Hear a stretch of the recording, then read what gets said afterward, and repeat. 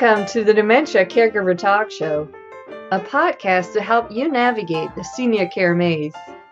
Learn and laugh with us as we discuss creative solutions and ideas to common and uncommon dementia care challenges, and how to make sense of the senior care industry and options, even if you're not a professional.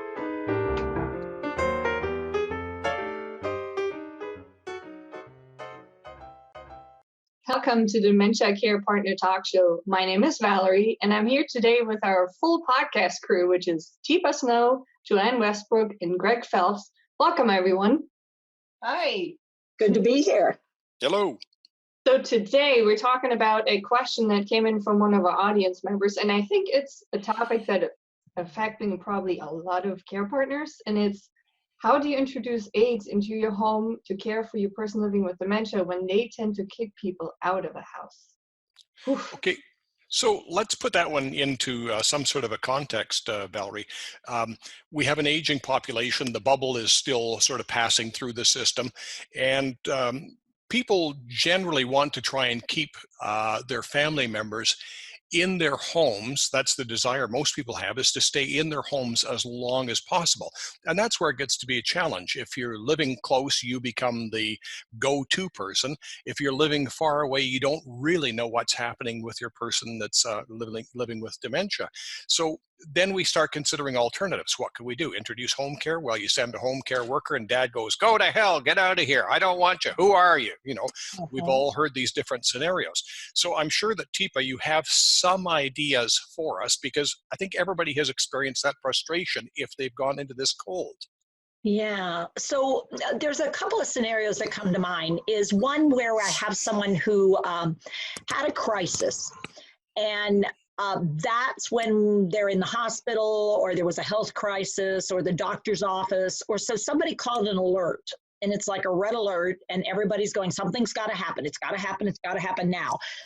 So there's sort of that emergency thinking going on, which causes people to get a little intense and a little intrusive, because I'm worried, I'm scared, I feel responsible. So that's one set. So I'd like us to sort of spend a little time on that one, because that to me is a real important time to go, okay, let's think about this. So what are the concerns?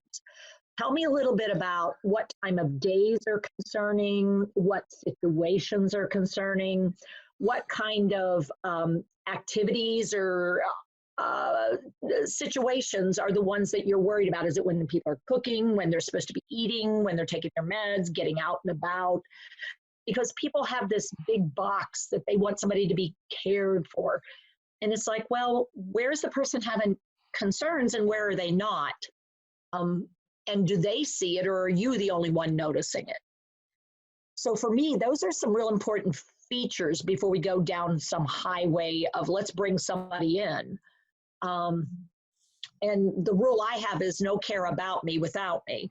So I wonder about the value of not being the bad guy and having someone else, the physician or the social worker in those situations, or the person who's concerned, say, so what are some options that we have? So dad can continue to do what he's doing, but that landed him here in the hospital or the emergency room. Or we could look at some options. And so would that be like technology or a person or an animal as a start? I think technology is starting to play more and more of a part, but I'm not sure that most of us really trust that at this particular moment in time. Yeah, so you may not, but that may be a step for me, the person living with dementia, moving into the realm of having somebody present in my life. Having a way to have somebody sort of, me check in with them check in with me, Alexa or whatever your system is, and to have a connection there, versus bringing a person immediately into my environment. It's like, well, that's a big shift. That somebody I don't know is going to be part of my life now. Do you think that a person, if they are living with dementia, has the capacity to understand the technology, or is that even a concern that the benefits outweigh any minor inconvenience with it? Well, there's sort of this, there are a couple things. One is passive and active technology. So, one system where I just know whether or not you're moving around like you usually move around, and whether you're getting up more at night than you usually get up at night, whether you've gone out the front door and you hadn't come back in. So, that's sort of a passive system that gives me a heads up. Now, it still will require somebody to go over there and find out what's going on. So, there's still that element of introducing a human being versus one where I can say, what am I supposed to do now? And it says, it's 10 o'clock, Teepa. Why don't you come on in the kitchen? Okay. Now, where's the kitchen? Well, now you've got to have done some programming because, systems aren't all, fail safe. But if I kick somebody out, and we've already had that experience, is it time to go to war yet, or do we want to try some other strategies? I guess is where I'm going with that idea. Well, I think in all of your teachings, you're always telling us that it's the relationship first, preserve the relationship. And I think I heard you saying that there is a way to introduce the technology that would help preserve the relationship rather than dumping somebody in your house. Here's your puppy. You're going to love it. See you later. Wait, I don't want it. Yeah. So now if I am going to bring a person in, then this gets, and it's been a crisis, there's more likely to feel like, okay, so when we get over the crisis, I get to get rid of them, right? So that gives me an option to say, for right now, okay, I know you're not liking it. I know you'd rather not do it, but for right now, for you to be here, the doctor's comfort level, the care provider's comfort level is that for right now, they want somebody checking, and otherwise they're saying they're really not wanting you to go back to the setting you were in where you fell. And I know you're not liking it. So it's an acknowledgement. I know you're not liking it. I know you don't want it for right now. And that comes up. So it's not a forever thing, though it might very well turn into one. But for right now, gives that person that sense of control, a little bit at least. It also gives the family some comfort, not necessarily control, but comfort, because we have talked about in previous programs about wandering. Technology helps in that area, door alarms, tracking systems, fall alerts. So, okay, it's a step up. I can see where you're going with this, that it might be the first step that you need. So we've done that, and we've gotten sort of past that hurdle. And in watching the technology, we are observing that our person is just not quite coping. I mean, we're passive observers still. So then how do we bring that care person into the home?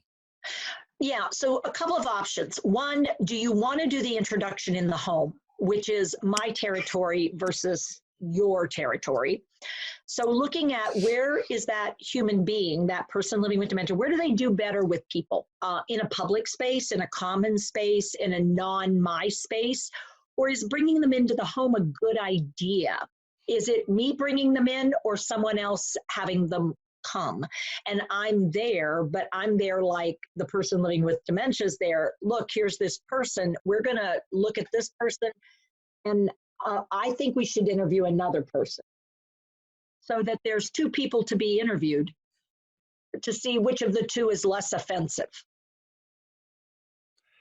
So again, you're stressing that we have to know our person, because some Southern types will invite you in and the whole house is yours and you're my best friend. And some of us other Canadians who build igloos and live in those very small places, we don't want anybody in with us. Yeah, the Norwegian bachelor farmer. Yep. That whole thing. So so knowing who your person is and how they typically respond to people visiting versus people staying. Because it's one thing to have a visitor in your house, but it's a whole nother thing to have somebody who's going to stay at your house or be in your house and be a monitor of you.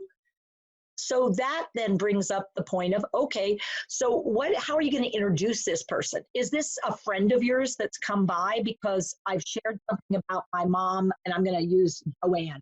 My mom, Joanne, has always been really, really good at color combinations.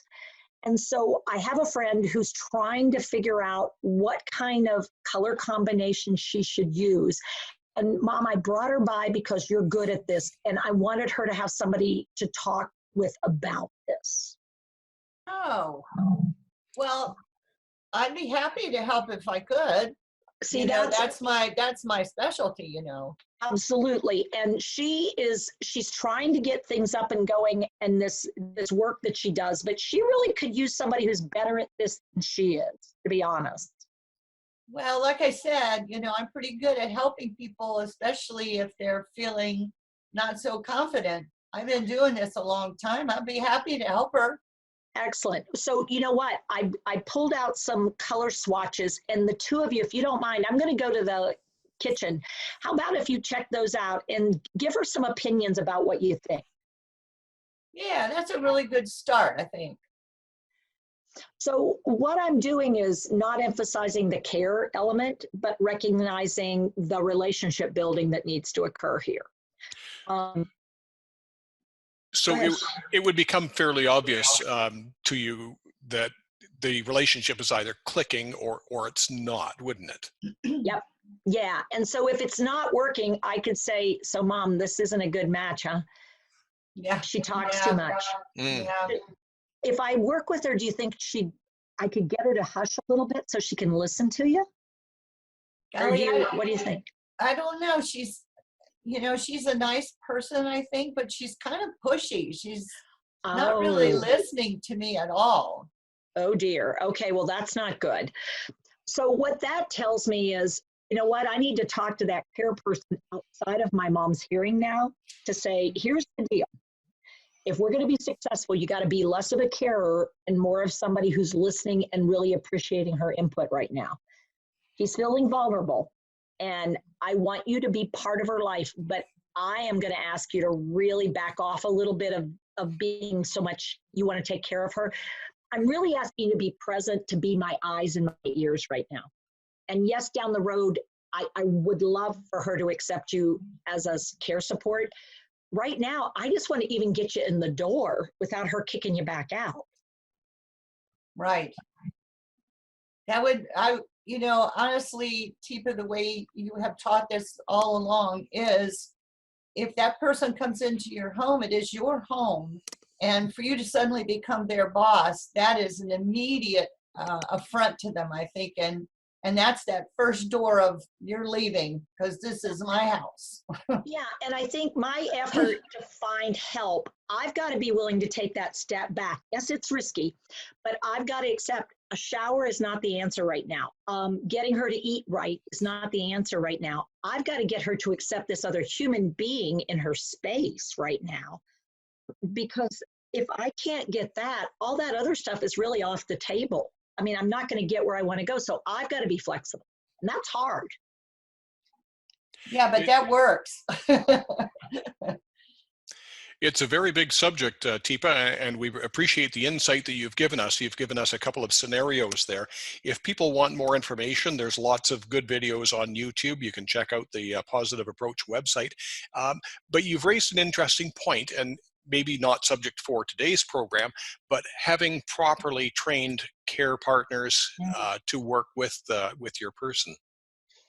Yeah, I mean, I can do all the hard work of getting her ready for someone, dad ready for somebody to come in. But if the person who's coming in isn't really prepared for my person and how to respond, not react to them, all I'm going to do is roll through people, because my dad, my mom, my husband, my sister is who she is. And I've got to find the person who's going to be able and willing to work with me to help her in a way she finds acceptable. Right. Teepa, thank you very much. Thank you, guys. Thank you. Thank you. Bye.